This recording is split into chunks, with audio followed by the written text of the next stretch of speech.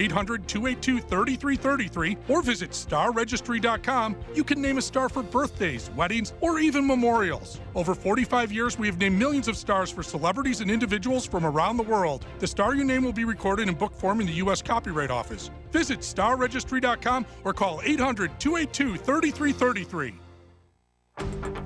One of the best ways to build a healthier local economy is by shopping locally.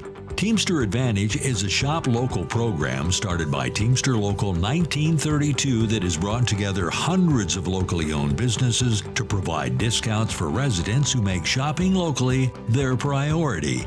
Everything from restaurants like Corky's to fun times at SB Raceway and much, much more. If you're not currently a Teamster and you want access to these local business discounts, contact Jennifer at 909-889-8377, extension 224. Give her a call. That number again is 909-889-8377, extension 224. The staff and families at Yard House of Temecula takes this time out to recognize and salute the local men and women in uniform standing tall for our political and economic freedom around the world. Let's always remember them in our thoughts and prayers. Their efforts abroad and our support has kept America strong. This message, courtesy of your good friends at Yard House of Temecula at 40770 Winchester Road in Temecula. They are always working to keep our community moving in a positive direction.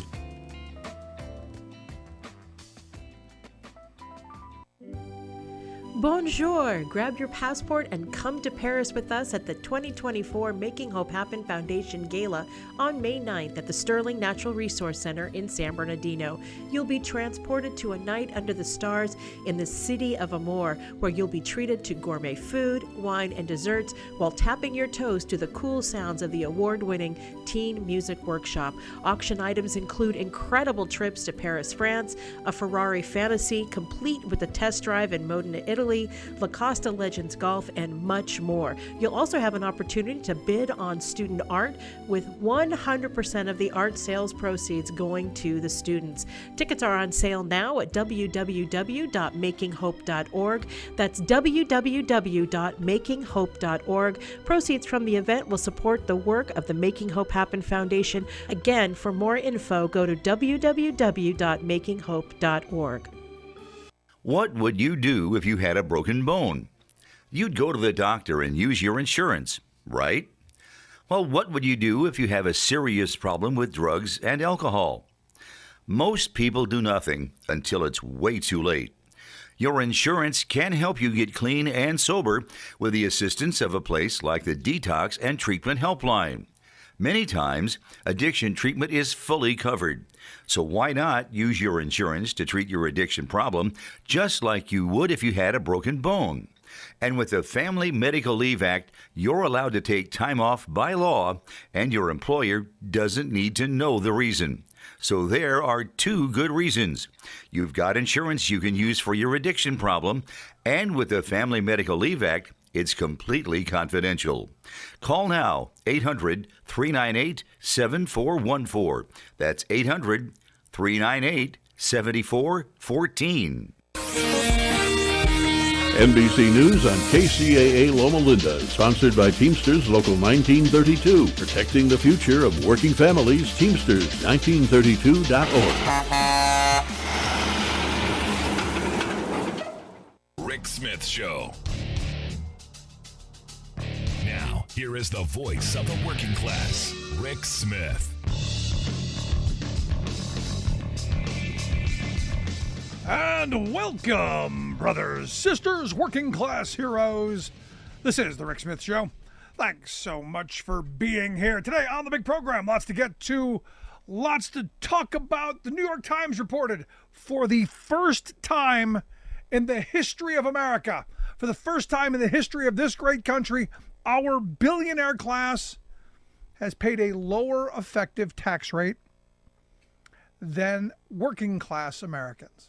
That's right. We've done it. We have created the biggest, strongest, most welfare queen billionaire class in the history of civilization. Pat on the back. I mean, really, we should take, I don't know, some credit for it. Because after all, it is our sacrifice. It is us tightening the belt. It is, 2 incomes, 3 incomes now to support a family. It's all of these things that past generations would have never stood for. But we as Americans today, we've done it. We have, we've given them everything they could want. And now I'm waiting for it because, is this far enough? Have we given them enough to where it starts to trickle down? Seriously, I'm asking this seriously because we were told all along, we didn't give enough tax cuts for it to work. We got to do more. We need more tax cuts. Every Republican administration ever is tax cuts, tax cuts, tax cuts. We need tax cuts. Because eventually, if we do it enough, if we give them enough, their pockets will fill and they will then overflow. Rivers of gold and honey, manna from heaven, all that stuff. But I don't see it. Now, here's the thing. This is where you're talking about a political revolution pulled off by really rich people. Because as the Times points out, in the 1960s, our heavy 400, the wealthiest 400 people in this country paid more than half of their income in taxes, had much, much higher tax rates. And those higher tax rates, and I've been saying this for a long time, so regular listeners, you won't be shocked, but that kept inequality in check. It was that leveling feature. It was that balance. Strong labor unions, high taxes on rich people. We do what we need to get done. And in the process, what we did as a society, as a prosperous working class, it says, hey, we want to have a safety net. So we created things like Medicare and Medicaid and food stamps so that working people wouldn't fall through the cracks. So what do we have now? Well, we've got the super rich who control a greater share of America's wealth. In fact, more than they did during the Gilded Age of the Rockefellers and the Carnegies. And they still want more. Because, understand, the wealth class doesn't pay taxes anymore because of how we've rigged the game. The New York Times points out in 2018, America's top billionaires paid just 23% of their income in taxes, which is lower than the working class. We got to admit it, folks. Our tax system's rigged. It's been gamed. It's not broken. It's working exactly as it was supposed to. It's rigged. Think about corporate taxes. During the 1960s, corporate taxes were 52%. That top marginal tax rate of the Eisenhower era, 92%. And then in comes the Reagan Revolution. Yeah. And they dropped those corporate taxes from 52 down to 34. Trump comes in, he drops it down to 21. Those are permanent. So again, billionaires have rigged the system.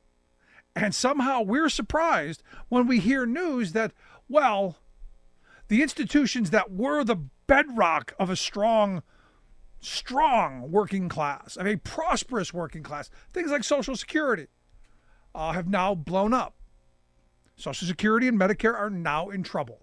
The Washington Post reported Social Security and Medicare are going to run out of money in just over a decade. Social Security, they say, will be insolvent by 2035. Doesn't mean it's all gone. It means they're going to have to make cuts. And you'll get about 75% of what you're supposed to get because, well, Republicans aren't going to do anything. And Medicare is going to go belly up, they say, 2036. Going to force benefit cuts and drastic ones, painful ones for working people. And Republicans are okay with this. They want it. In fact, you listen to the reporting coming out of the Republican Study Committee. 80% of House Republicans, every Republican leader, they want extreme, deep cuts. Things that Donald Trump has pushed for. MAGA Mike Johnson, the Speaker, former member and chair of the Republican Study Committee, in their proposals, it's all about slash and burn your Social Security and Medicare. Your entitlement. Not that thing you worked your whole life for, that date they put down the road where you're going, hey, I might make it. No, they want to push that off. Trump himself said there's a lot you can do to cut Social Security and Medicare. And if you look at every budget that Trump came out with during his 4 years, every one was all about cutting Medicare and Social Security. Trump's got a record to run on. And when you put Trump's record next to Biden's record, Biden's trying to save it. And this is where if we had a functional electorate, because I looked at one of the latest Fox News polls, 71% of the Fox News poll chose funding Social Security and Medicare over budget cuts. Axios had a poll. Nearly 90%, 9 in 10 Americans, said they oppose reduced spending on Social Security and Medicare. It's important. And the sad reality is we're living off of the institutions that past generations built. We're living off of what our grandparents fought and bled for.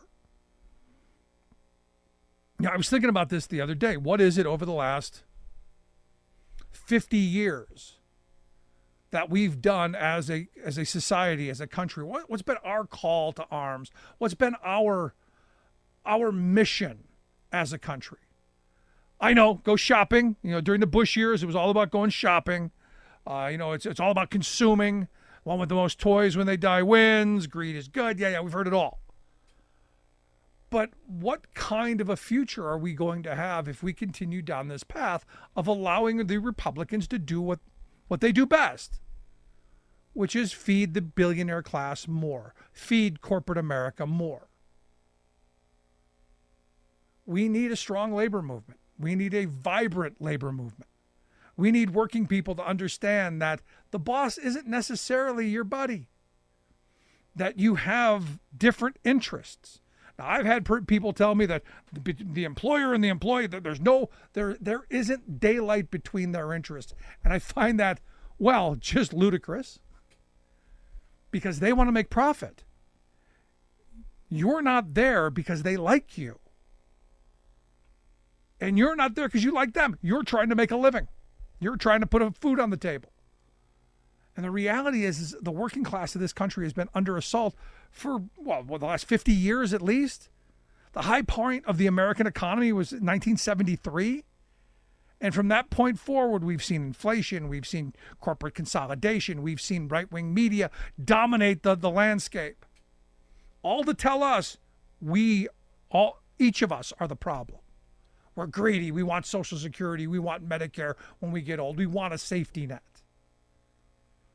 We've got an opportunity. And I look at what Biden's talking about and ensuring that, maybe we go a different direction. Because Republicans have told us what their tool is, how they're going to fix Social Security. And it's simple. They're going to kill it. Because in order to fix it, you have to kill it.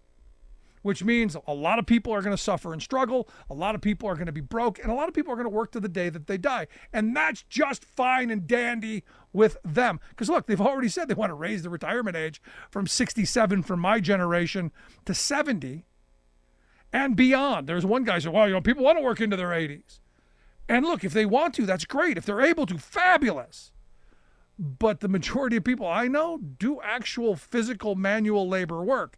Sorry. You're not on your hands and knees. You're not crawling around in a trailer. You're not loading heavy boxes at 70, 80 years old. I'd love to. I'm hoping I'm not that spry. But the reality is most people are struggling. Most people are breaking down. And oh, by the way, we do want the next generation to have jobs. So the question I keep coming back to is, what good is an economy if it doesn't benefit working people?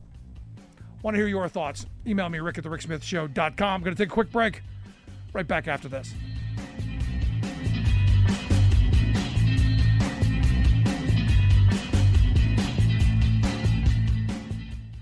We are AFGE, the American Federation of Government Employees. We represent 700,000 federal and D.C. government workers who are the vital threads of the fabric of American life. We support our nation's military. We take care of our nation's veterans. We protect our nation's borders. We respond to our nation's crises and natural disasters. We provide services to our nation's seniors. The American Federation of Government Employees. We work for America. We are AFGE, the American Federation of Government Employees. We represent 700,000 federal and D.C. government workers who are the vital threads of the fabric of American life. We support our nation's military. We take care of our nation's veterans. We protect our nation's borders. We respond to our nation's crises and natural disasters. We provide services to our nation's seniors. The American Federation of Government Employees. We work for America.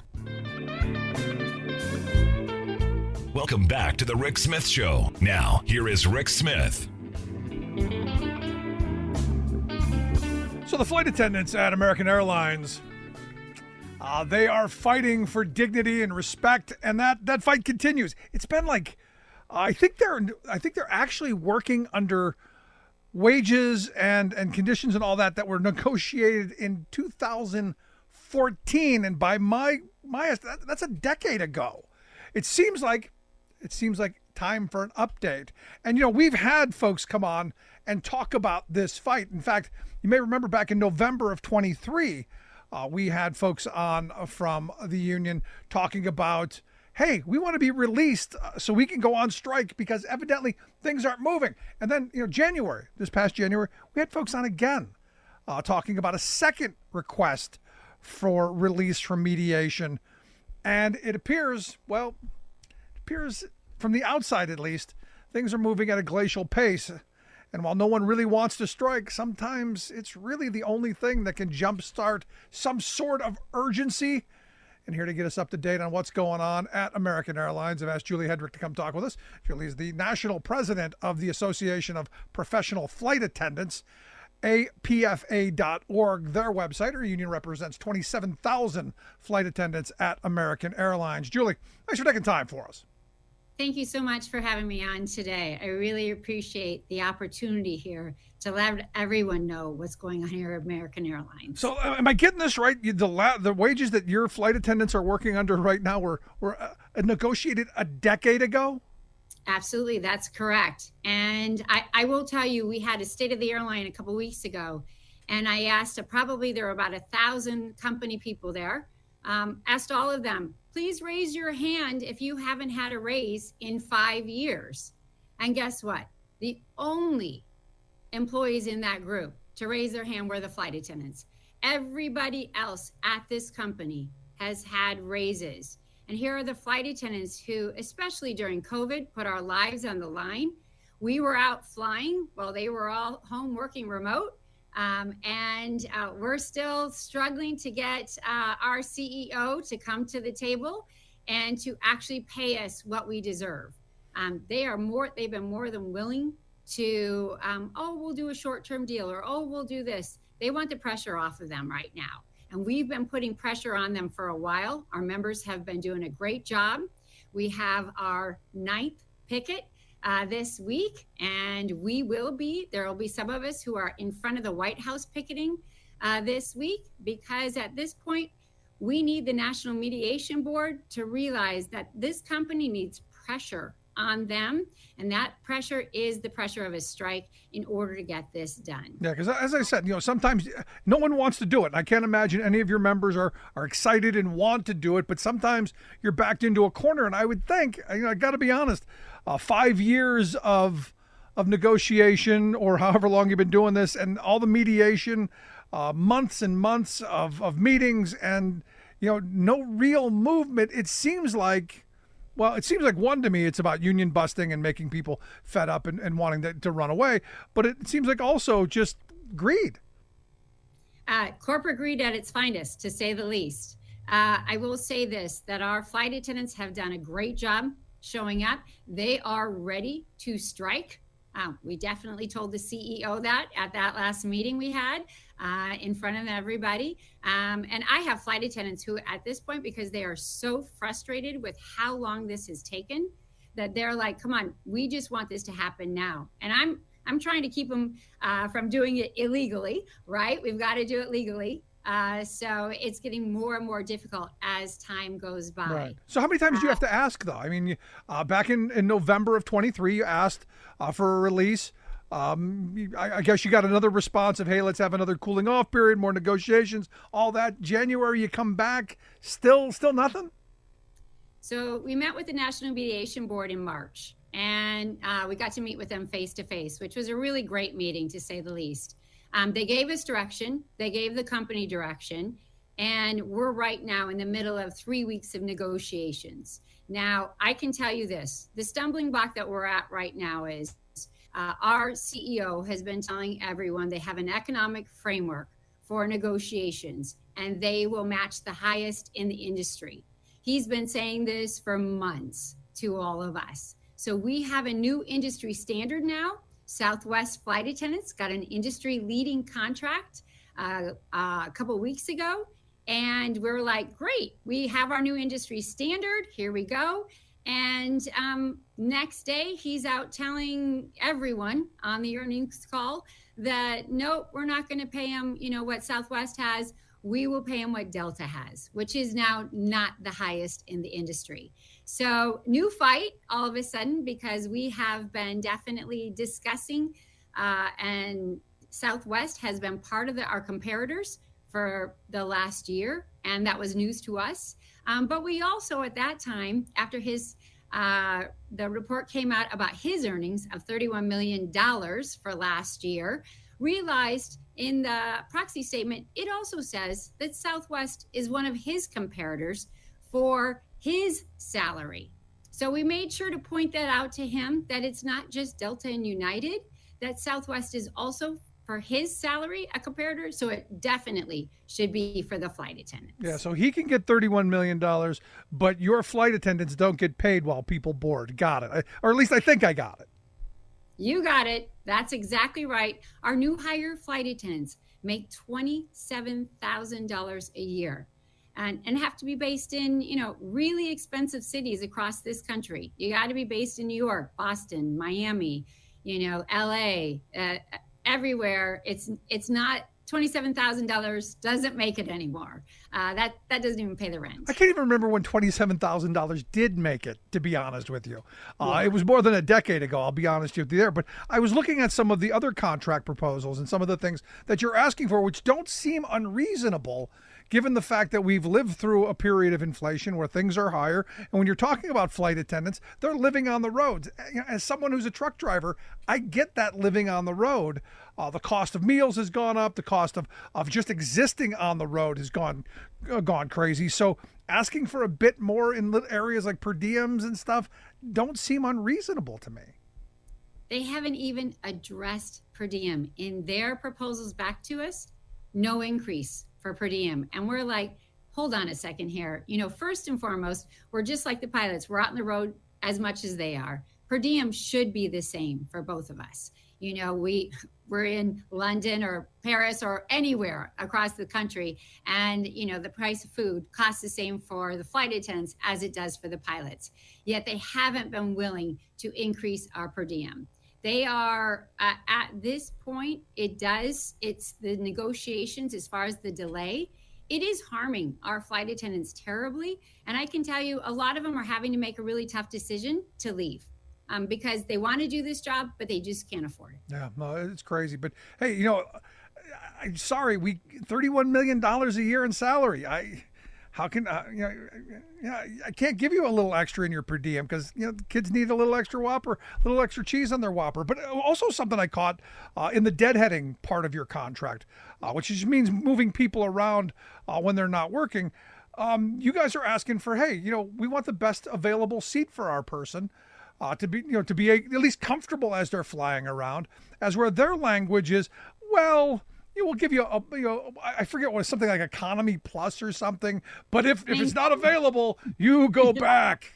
Yeah, no, we have been, especially in our flights that are over 4 hours, right? That's where we're really pushing to get a better seat. If we're deadheading back from, especially Europe, right? And we're on a long flight, it's the least they can do. It is something that we see whenever we do negotiations also. We use, the other airline contracts out there for flight attendants. And we see that in their contracts. And we're like, it doesn't make sense that American doesn't realize, that is something that our flight attendants want, and also that it's not that much to ask for. No, it doesn't. Again, I don't know the numbers, but if the seat's available, wouldn't you want to just be decent? I mean, this isn't even about, rewarding people. It's just being decent to your employees. It sounds like they don't want anything that looks like a victory. And again, I come back to maybe it's just what's in my mind, but it sounds like union busting to me at every frame when you could be decent and it cost you nothing, but you choose not to be. That to me is a problem. I would say this, a lot of this comes down to, especially when it's deadheading, is they want to keep that seat open for as long as they can to get the extra money that possibly you might want to upgrade your seat, at the last minute. So they want you to have that rather than us. That's really what it comes down to. It's, I've worked in the airline industry a very long time. And I will tell you what I see today, I've never seen before. It is, and I've worked with, there's been a lot of CEOs over by many years.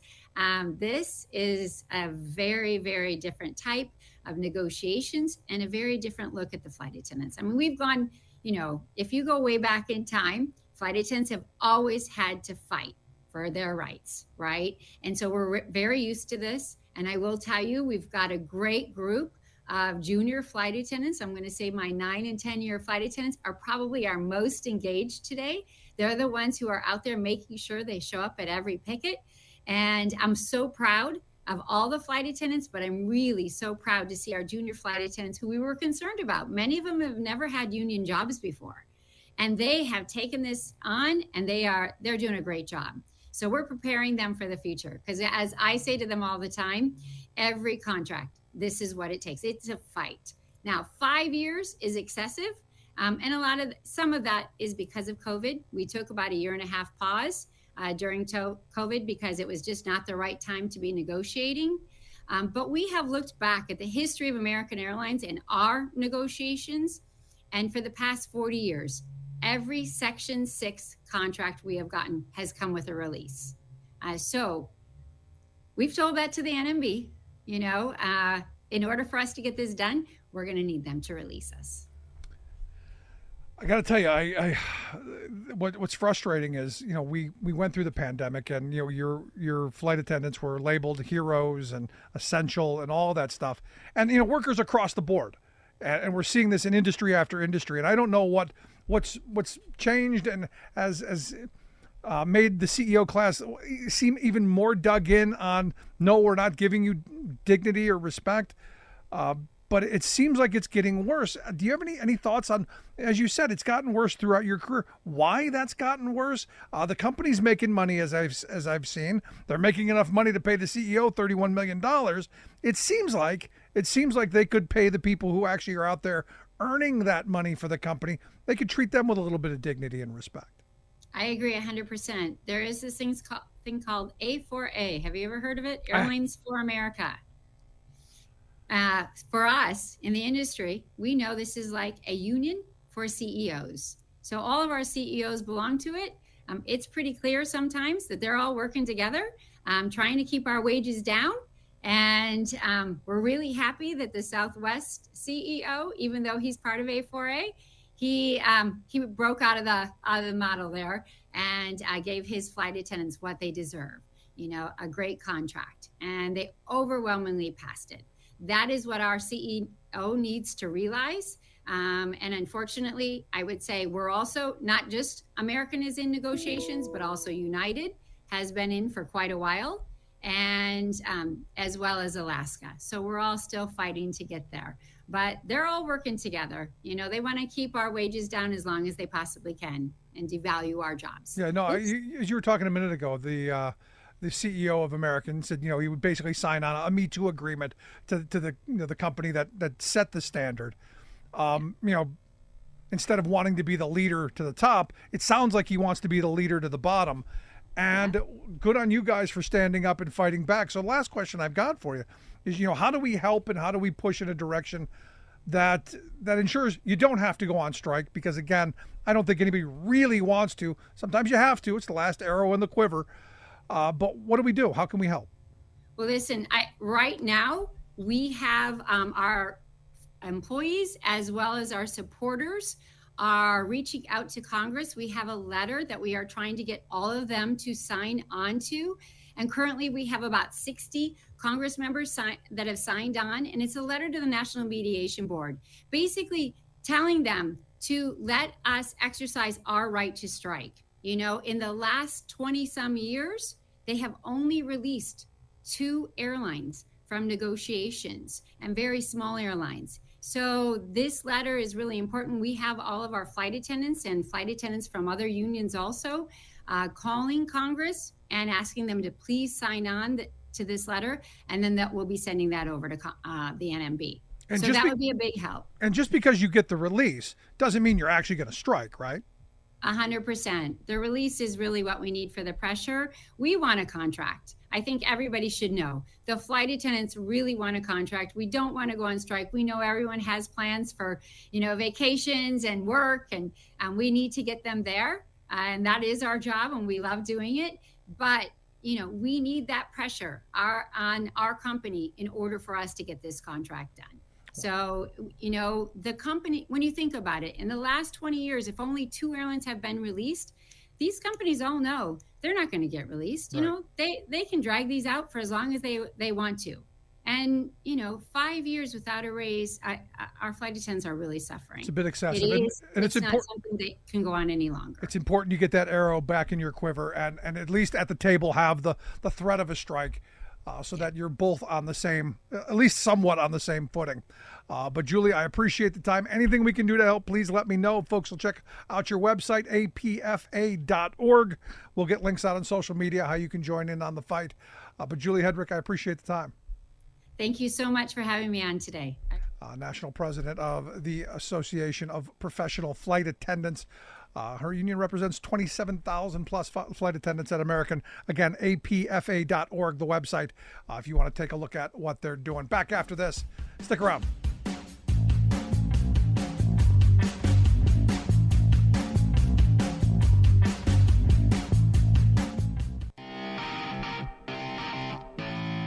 Welcome back to the Rick Smith Show. Now, here is Rick Smith. So last week, the Office of the U.S. Trade Representative, the USTR, held 2 days of public hearings, 8 hours each day, on promoting supply chain resilience.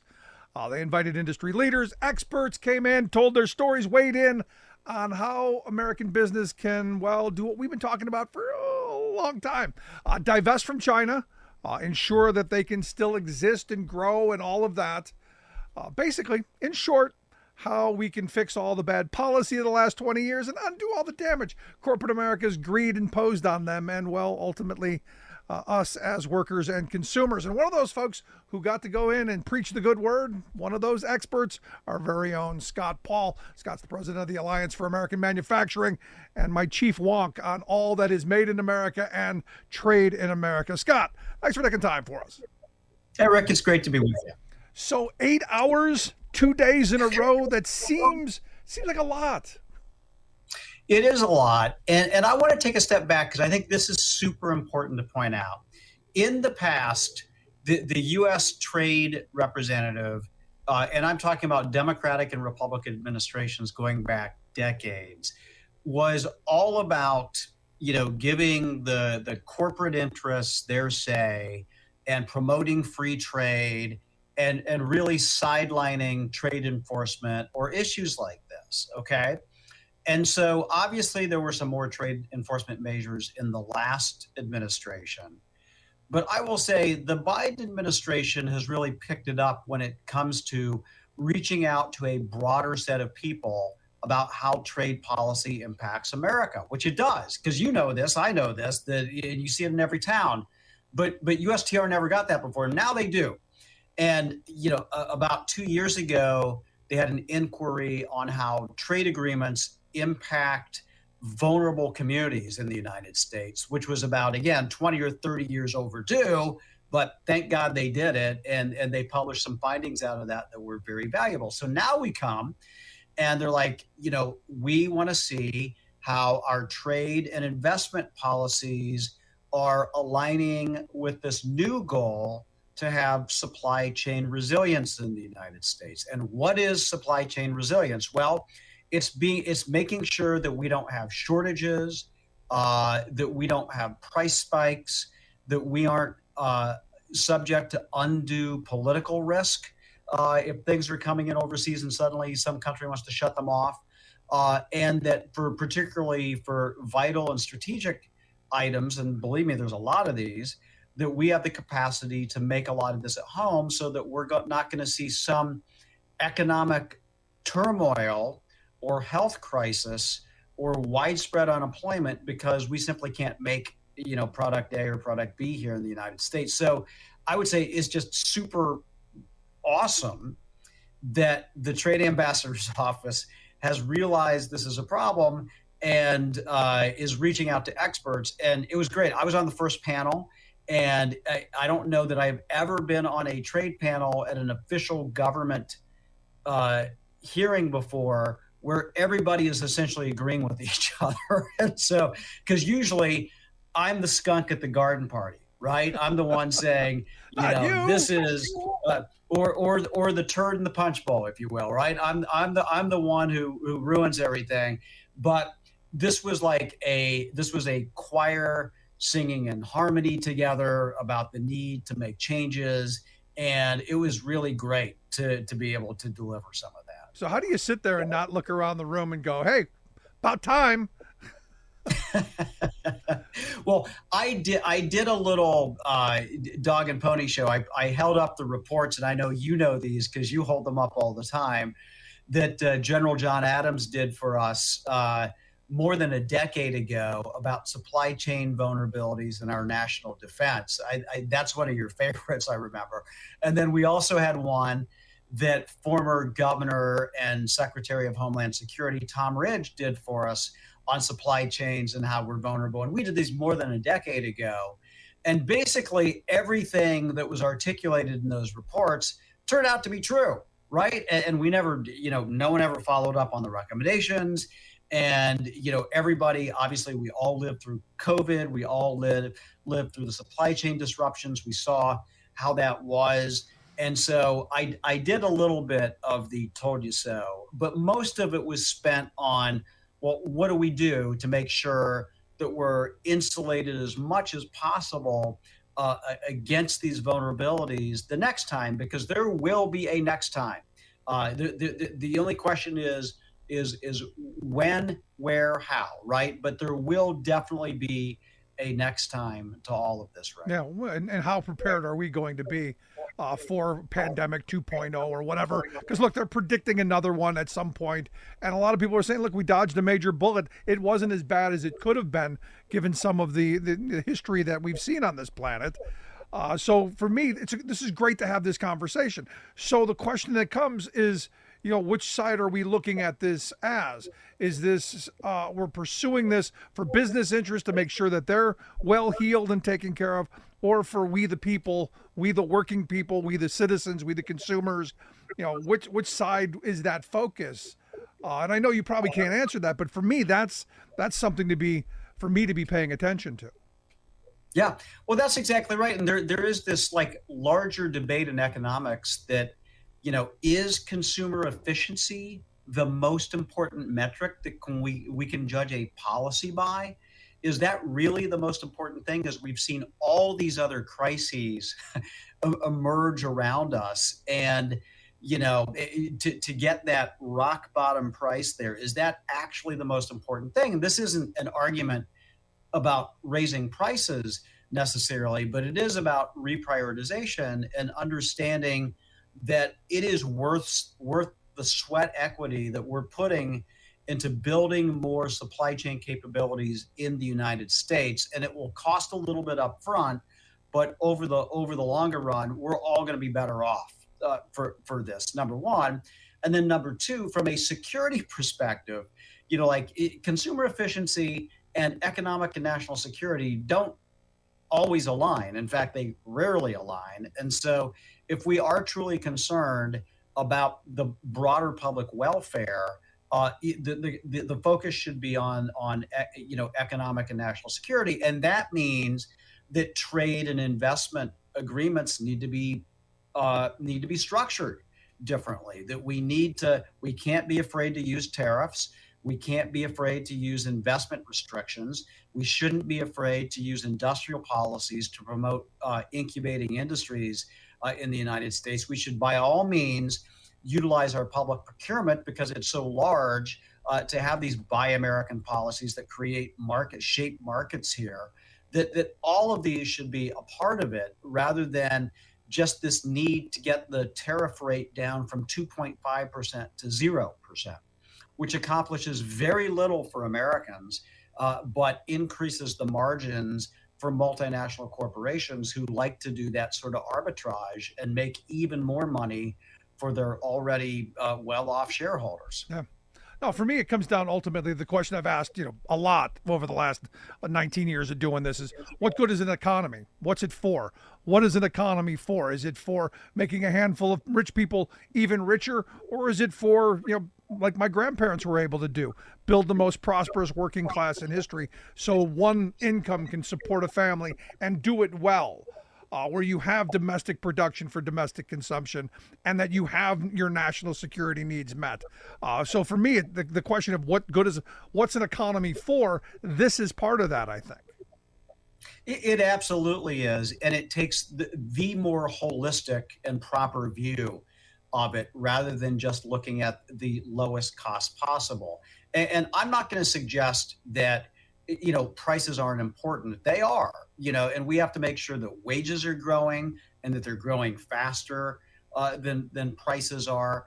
But if we totally depend on that free market model or that free trade in air quotes model, then it is the problem is that we're gonna those corporations are gonna find the lowest cost possible to make that product, and it's going to be a whack-a-mole attempt to try to make sure that all of this is done fairly, right? Because it's always they're going to find a labor market that they can exploit more, a country in which they can pollute more, and find other ways to shift the costs over to workers, to broader concerns, so that they can pocket the margin for themselves. And so, as I argued in this testimony, that means changing free trade agreements,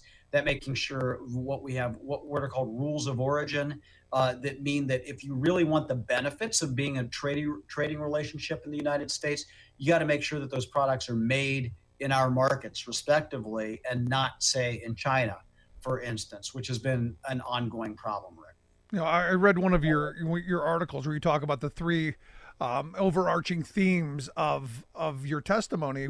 One of them being trade policy and investment that work to enhance rather than undermine domestic incentives for manufacturing, meaning that we want to make sure that we're supplying what we need for the entire investment and not just pieces of it. And also you said prioritizing expansion at all stages of manufacturing, which is something that China did very well, and you have to give them credit.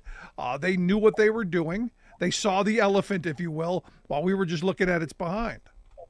Yeah, and a great example of this is all the speed bumps that we've seen in trying to establish an EV market in the United States. So it is, and we've seen a lot of announcements of companies that are building or going to build EVs in the United States.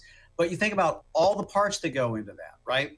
And the problem right now is that for some of the mineral processing, for some of the battery technology, sometimes 90% or more of that is concentrated in China right now. And so it has to be, all of these efforts have to look at the entire supply chain in the United States. So you're not just getting that big factory announcement like, oh, Ford is opening a plant here, or even Honda is opening a plant in the United States to build EVs, right? It's got to be, we're also bringing the supply chain to the United States because honestly, there'll be more jobs there.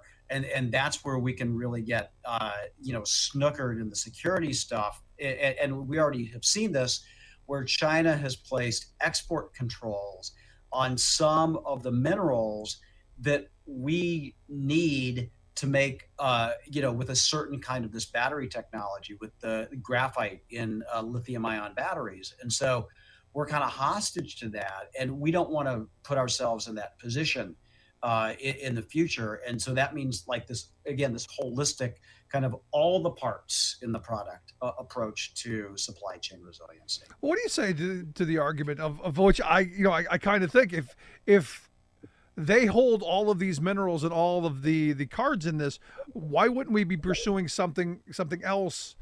Is there nothing else? Is there nothing that we could undo so we are not always dependent on them in some vein?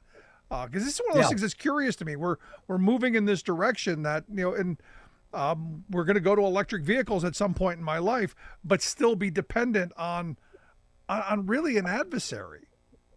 Yeah.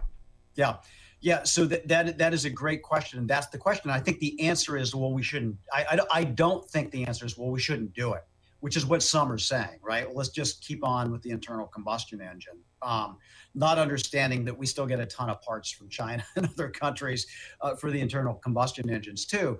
But with respect to batteries, yeah, we're way behind. And the answer is going to be a couple-fold.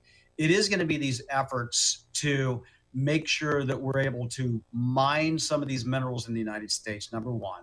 Where we don't have them in abundance, we need to make sure, number two, that we have agreements with other countries where we can get these mined materials and also processing, who are our allies, in all of this.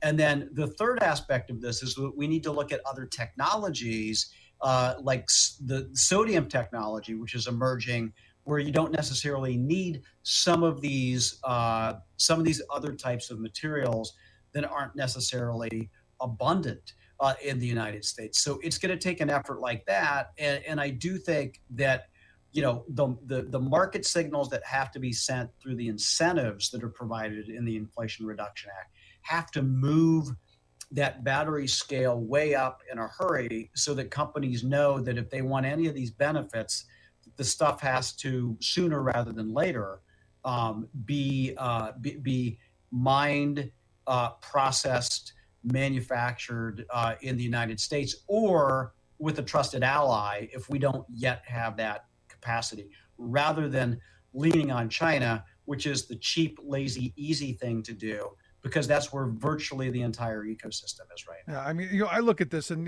I'm the last line of questioning I wanted to ask you on, because, I was thinking about this last night as I was, reading through some of the stories on these hearings, and my mind kept going back to, when was the last time we as a country came together in a major call for action? I think back to, JFK, and we're going to go to the space race. We're going to go to the moon. This last mobilization of doing something really great.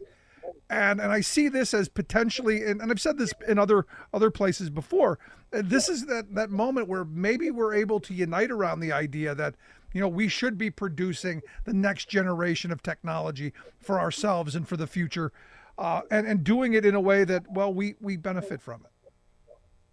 I think that's absolutely right, because when you think about on the one hand, some of our companies have been quite successful in getting their ideas out there, like Apple, right?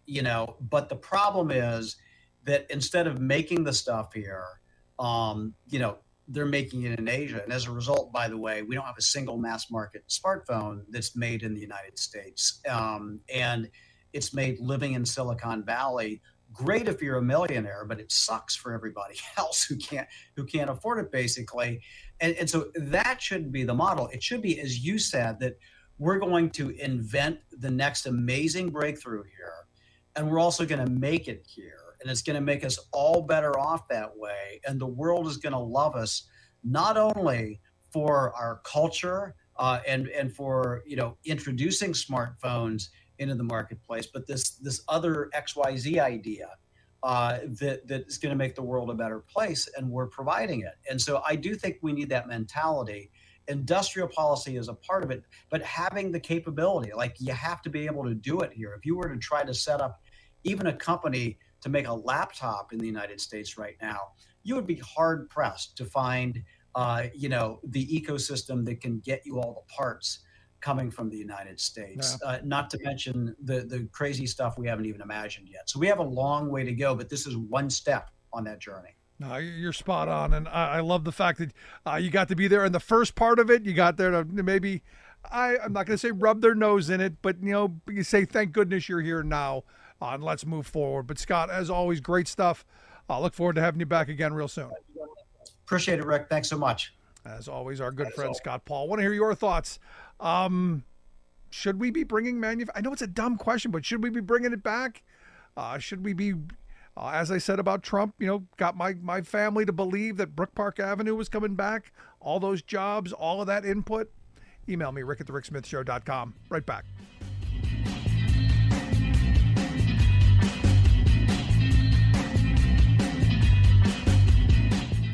I'm Rick Smith, and this is Labor History in 2. On this day in labor history, the year was 1907. That was the day known in the San Francisco labor movement as Bloody Tuesday. In the early 20th century, San Francisco was a city with a strong union movement. In early May, the Carmen's Union called a strike against United Railroads, the company that ran the city's transit system. 1,500 Carmen walked off the job, demanding an 8-hour workday and a $3 per day wage. The strike began on a Sunday. The city's transit lines stood silent. The next day, tensions began to mount. The company put up barbed wire around the car barns. Strikers believed this was in preparation to get the streetcars back up and running. Strikers and supporters gathered around the car barns. The day passed with nothing happening. But the next morning, as picketers gathered, 6 cars rolled out of the barns. Hired guns rode with the scab drivers. Angry picketers attempted to stop the streetcars,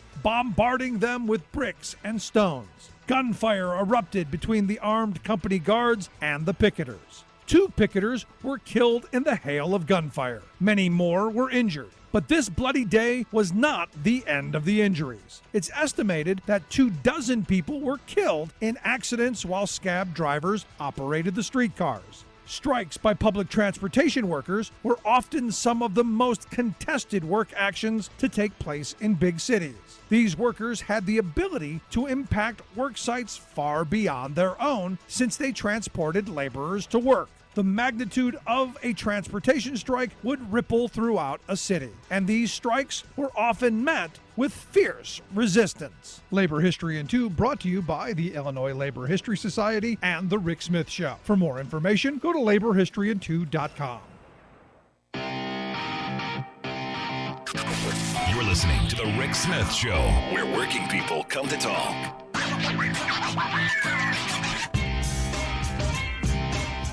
So mark your calendars, Saturday, May 11th.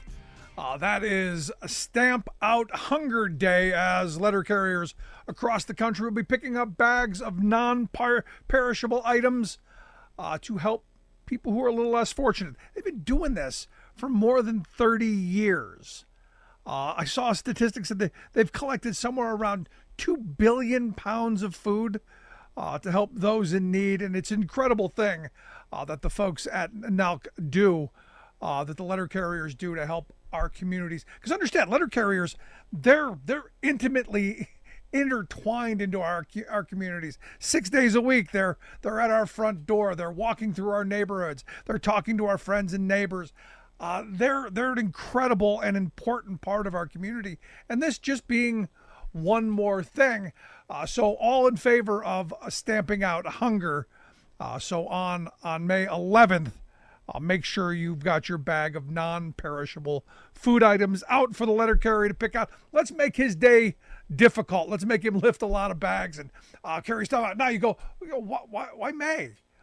Well, evidently, according to the research that they did years ago, this is kind of that period between Thanksgiving and Christmas where people are a little more generous. It's where those donations are starting to run out. And this is going to help catapult people through the summer, help get up back to Thanksgiving and keep it going. So again, mark the calendar, Saturday, May 11th, help the folks at NALC stamp out hunger. Also, it's National Safety Stand Down Week. Our friends in the building trades focus their attention on preventing falls in the workplace in construction.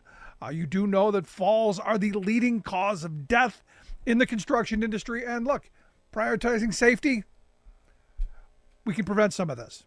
If you want more information on the National Safety Stand Down Week, OSHA.org, the website, if you want to take a look at the work that they're doing and some of the informative videos and toolkits and all of the things there as well. Also, happy National Nurses Week.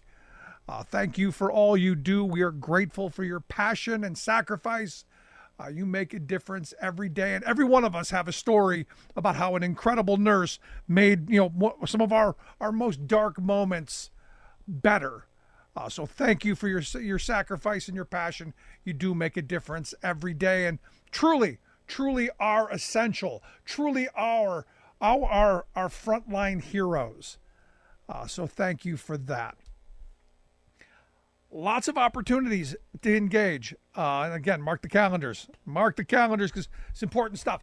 Now, I do want to finish up real quick with what we talked about with Scott Paul, because I think it's important to understand what he was talking about in the sense of we need smart policy leaders. We need working class policy leaders.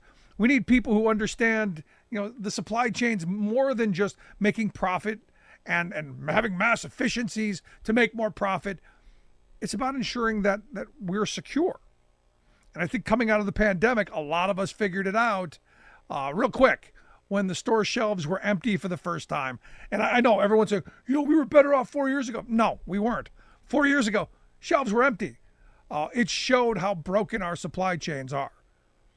Also shows just how allowing mass consolidation and monopoly to spring up, how that's bad for us as well. So this is an opportunity, and I love the fact that they're holding hearings, and I know there are more hearings coming by the U.S. Trade Office. This is an opportunity to start talking about what an economy is for. And I know I've had this conversation before, and people have said, it's all of the corporate jargon, eliminate inefficiencies and cut down on redundancy and synergy and all of those corporate buzzwords that mean less people, more profit. So there's an opportunity here now with an administration, and this administration I think is moving us in the right direction. The pieces are in place to take us in a direction to where maybe we turn this ship around. I think about my MAGA friends and my family as well, who when they heard Trump's rhetoric around trade, around manufacturing, they were drawn to it. And I agreed with him. I agreed with him on reshoring manufacturing and the need for communities to have that employment and the security of building stuff. He just didn't do anything about it. In fact, in most cases, made it worse. Biden's actually got an industrial policy that is moving us in a good direction. The idea of seeing the manufacturing elephant, if you will. And I always use the example of Brook Park Avenue, where I grew up around. This idea that you had, Ford and Chevy at one end, on each end of the avenue, and all along you had all of the feeder plants, all the metal stamping plants, all of the little factories that fed into that, the supply chain. It was all right there. It was all holistic. And it was, hey, I need some more. You could ramp up production. We've offshored all of that capacity. And the reality is we've got to figure out how to get back there, and in a way that isn't going to cause massive amounts of pain. But I'll tell you this, there needs to be a call to action, a national call to action, a national call to civic responsibility, to patriotism, if you will, to ensure that we leave our kids something worth inheriting, that there is something here when we're all gone. That's just my thought. I want to hear yours. Email me, rick@thericksmithshow.com. Something I said made you think, got under your skin, made you mad, made you happy, made you sad. By all means, I want to hear it. KCAA.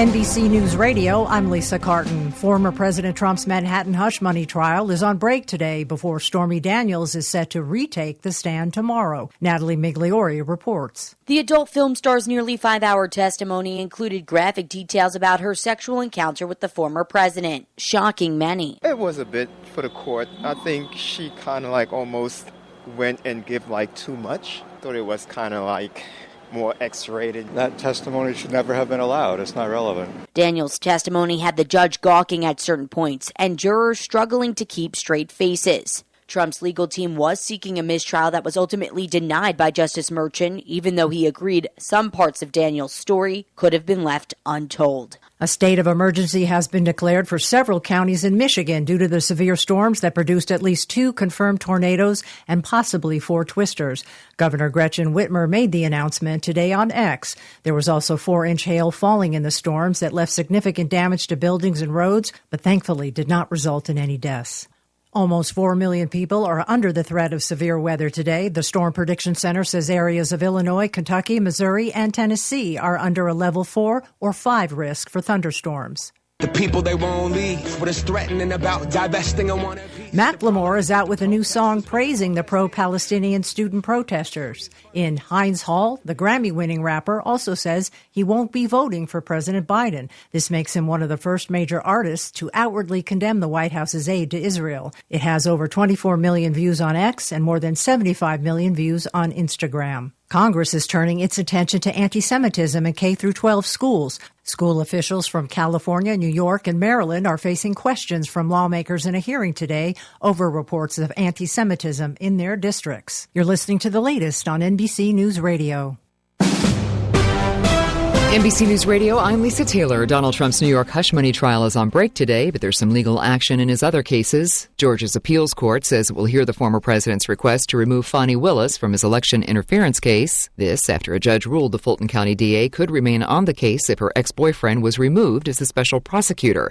Meanwhile, his federal classified documents case in Florida has been indefinitely postponed after the judge said there were too many outstanding legal issues. A survey from PBS, NPR, and Marist shows 55% of Americans say they're not following the cases closely or at all. Almost 4 million people are under the threat of severe weather today. The Storm Prediction Center says areas of Illinois, Kentucky, Missouri, and Tennessee are under a level 4 or 5 risk for thunderstorms. Meanwhile, another 50 million people from Texas to the Ohio Valley and into the Mid-Atlantic face a level 2 or 3 risk. Texas to Kentucky to Tennessee is most likely to see the most severe winds and hail. Lisa Taylor, NBC News Radio. One of the best ways to build a healthier local economy is by shopping locally. Teamster Advantage is a shop local program started by Teamster Local 1932 that has brought together hundreds of locally owned businesses to provide discounts for residents who make shopping locally their priority. Everything from restaurants like Corky's to fun times at SB Raceway and much, much more. If you're not currently a Teamster and you want access to these local business discounts, contact Jennifer at 909-889-8377, extension 224. Give her a call. That number again is 909-889-8377, extension 224. For over 75 years, the Marine Toys for Tots program has provided toys and emotional support to economically disadvantaged children, primarily during the holidays. But needs are not just seasonal, and now, neither is Toys for Tots. They've expanded their outreach to support families in need all year long with their new programs, including the Foster Care Initiative, the Native American Program, and the Youth Ambassador Program. To learn how you can help, visit toysfortots.org. Voyage into Ronald Reagan's Strategic Defense Initiative, known to some as Star Wars. Transcend the Star Wars movie phenomenon as science fiction becomes reality in a must-see exhibition. Come face-to-face with SDI's space-based missile technology, which transformed our national security, alongside Darth Vader's helmet, Princess Leia's dress, and more original items from the Star Wars franchise, defending America and the galaxy. Star Wars and SDI. Exhibition now at the Reagan Library. Bonjour! Grab your passport and come to Paris with us at the 2024 Making Hope Happen Foundation Gala on May 9th at the Sterling Natural Resource Center in San Bernardino. You'll be transported to a night under the stars in the city of Amor, where you'll be treated to gourmet food, wine, and desserts while tapping your toes to the cool sounds of the award-winning Teen Music Workshop. Auction items include incredible trips to Paris, France, a Ferrari Fantasy, complete with a test drive in Modena, Italy, La Costa Legends Golf, and much more. You'll also have an opportunity to bid on student art, with 100% of the art sales proceeds going to the students. Tickets are on sale now at www.makinghope.org. That's www.makinghope.org. Proceeds from the event will support the work of the Making Hope Happen Foundation. Again, for more info, go to www.makinghope.org. NBC News on KCAA Loma Linda, sponsored by Teamsters Local 1932, protecting the future of working families. Teamsters1932.org.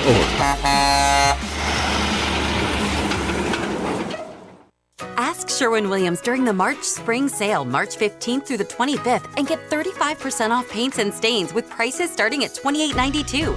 That means 35% off our most popular color family, blue. Psychologists have found it to be soothing and relaxing, which makes it especially great for bedrooms and bathrooms. And of course, get 35% off all of our other colors. Shop the sale online or visit your neighborhood Sherwin-Williams store. Retail sales only, some exclusions apply. See store for details.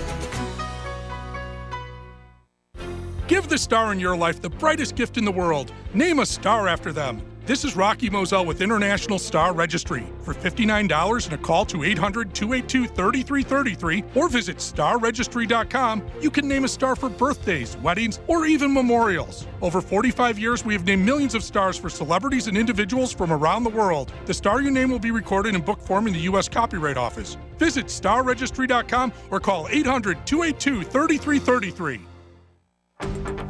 One of the best ways to build a healthier local economy is by shopping locally. Teamster Advantage is a shop local program started by Teamster Local 1932 that has brought together hundreds of locally owned businesses to provide discounts for residents who make shopping locally their priority. Everything from restaurants like Corky's to fun times at SB Raceway and much, much more. If you're not currently a Teamster and you want access to these local business discounts, contact Jennifer at 909-889-8377, extension 224. Give her a call. That number again is 909-889-8377, extension 224. Flower Co., Corona's #1 dispensary, would like to remind everyone how important mental health is in today's world. Flower Co. wants to help you win that internal struggle. Flower Co. is conveniently located off Main Street and the 91 freeway. They offer daily deals on everything from quality flowers to edibles. Located at Queensland Circle, setting the standard as Corona's most exquisite wellness store. Visit flowerco.shop. That's FLWRCO.shop. Or call 951-268-6185. Mention Wellness 15 and save 15% on your purchase. Hi, this is Chris Klein, Investment Manager for Capstone Wealth Management. I've been through just about every market imaginable since the early 90s, and you know what they have in common? We helped people just like you navigate them, and that's given our investors peace of mind. Now, my boys say being in the game this long just makes me old, but I say it makes me battle-tested. I've been blessed to work for a lot of people who have entrusted tens of millions of dollars of their hard-earned capital to me and my team. If you'd like to see how we can successfully manage your money, let's start a conversation. The best way to do that is to shoot us an email, info@careformywealth.com. That's info@careformywealth.com.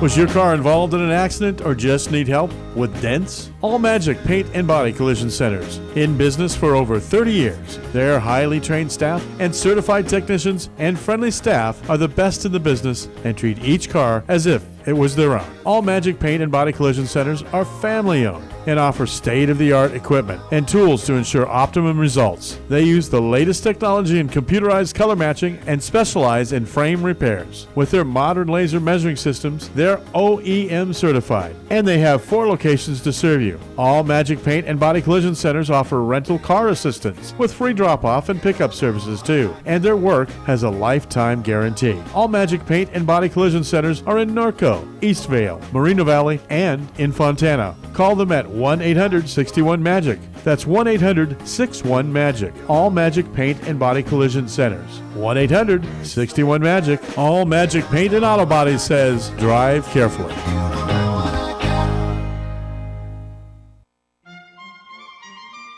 You're listening to the Taheebo Tea Club radio show, hosted by Milan Vukovic, founder of the Taheebo Tea Club. Welcome to the Taheebo Tea Club radio hour. My name is Milan Vukovic. I'm the founder of the Taheebo Tea Club. I'd like to tell you a little bit about the proper preparation directions for Taheebo tea to be effective. Even though we call it tea, what we actually make when we prepare it properly is a decoction. And a decoction is just a fancy word for what our forefathers used to do when they took a root and cooked it in order to release its beneficial properties. It's easy, but you don't steep it in hot water like regular leaf tea, but rather cook it like spaghetti. I'll tell you how easy it is to make so you don't think you'll need to get a degree in physics, but you don't have to remember any of this, of course, because the directions are on all the packaging, printed on the packages, as well as in the literature that we automatically include with every order. So you take a pot of water, bring it to a boil. Once the water is boiling, you toss in 1 tablespoon of tea for every 2 cups of boiling water. Cook it on high for 5 minutes. Reduce the heat and cook on simmer for an additional 15 minutes. Now, since our tea comes from the only tree in the world the fungus doesn't grow on, you can make a big batch, say 10 or 20 cups at a time. Leave it in the pot on the stove, and it'll stay good for 4 days without refrigeration. Put it in the fridge, and it'll stay good for 8 days with refrigeration. And you can drink it hot, room temperature, cold, or iced. The tea has a mild, pleasant flavor, kind of halfway between Lipton tea and green tea, but a little bit sweeter than either one of those. Our tea tastes so good that 95% of our customers drink it straight without adding anything to it. Even teenagers drink it straight. So you know it must taste pretty good. You can, however, add anything you want to the tea and cook it with the tea. So you can take any old fruit that you have on hand, an apple, a peach, a pear, a mango, slice it up and cook it with the tea, or blueberries, crush them up and cook them, or cinnamon or ginger or whatever. There's a guy in Louisiana, he calls to tell me he's putting in cayenne pepper and Lord knows what else. I told him he had to promise to send me that recipe because not everyone is going to want to have their tea taste like crawfish, but someone's going to say, oh my God, I can do that. You can also add something like lemon